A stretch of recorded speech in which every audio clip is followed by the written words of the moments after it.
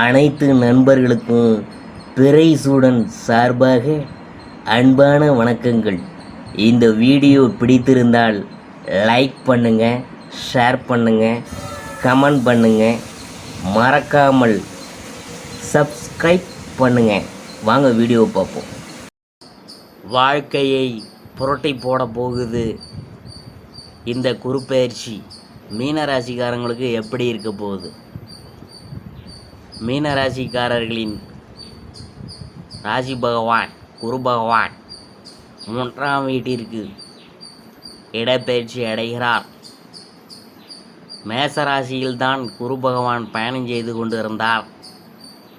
இன்று முதல் குரு பகவான் ரிஷபத்திற்கு சென்றுள்ளார்.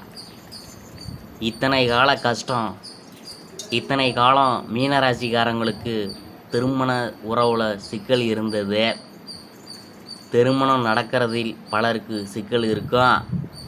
திருமணம் செய்து கொள்ள ஆட்கள் கிடைக்காத நிலை இருந்தது. ஏற்கனவே திருமணம் ஆனவங்களுக்கு கணவன் மனைவி தனித்தனியாக இருக்க வேண்டிய சூழல்லாம் ஏற்பட்டு இருந்திருக்கும். சிலருக்கு டைவர்ஸ் செய்ய வேண்டிய மோசமான சூழல் கூட ஏற்பட்டது. இன்னும் சில மீனராசிக்காரங்களுக்கு கடுமையான கடன் நிலவி வந்தது. நீங்கள் எவ்வளவு சம்பாதித்தாலும் போதவில்லை என்ற மனநிலை இருந்தது. குடும்பத்தில் அண்ணன் தம்பிகளை நம்பி வாழ வேண்டிய மோசமான நிலை இருந்தது. பிறர் பணத்தில் வாழ வேண்டிய மோசமான சூழல் இருந்தது.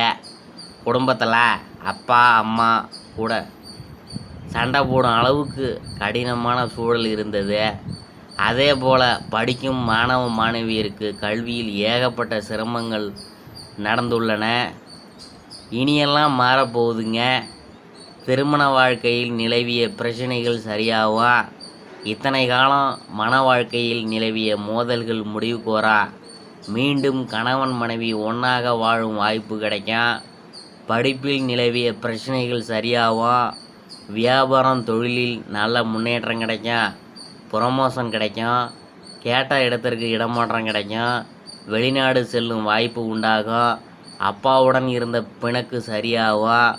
குடும்பத்தில் இருந்த மனஸ்தாபங்கள் தீரும். உங்கள் தங்கை அக்காவின் குடும்ப வாழ்க்கையில் ஏற்பட்ட பிரச்சனைகள் கூட சரியாகும். பாதகமாக போகும் விஷயங்கள் உடல் ஆரோக்கியத்தில் பிரச்சனைகள் ஏற்படலாம். மன ஆரோக்கியத்தில் சரியாகும். ஆனாலும் முன்பு மோசமாக இருந்த ஆரோக்கியம் காரணமாக ஏற்பட்ட உடல் பாதிப்புகள்லாம் திரும்பியும் தொடரும். அதனால் பார்த்து ஜாக்கிரதையாக உடம்பை பார்த்துக்குங்க. அடிக்கடி வாந்தி மயக்கம் ஏற்படும் வாய்ப்புகள்லாம் வரப்போகுது. வயிறு தொடர்பான பிரச்சனைகள் வரலாம். 2வது 3வது குழந்தைக்கு வாய்ப்பு உள்ளது.